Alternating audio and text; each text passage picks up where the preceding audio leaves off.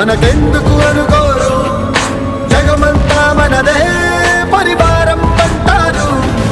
ప్రాణం పోతున్నా ప్రమాదం అనుకోరు, పరులకు వెలుగిచ్చే ధైర్యంగా పుట్టారు. ఎవ్వరు వీరెవరు, ఎవరికి వరుసలు ఏమవరు, అయినా అందరి బంధువులు. జయ హో జనతా.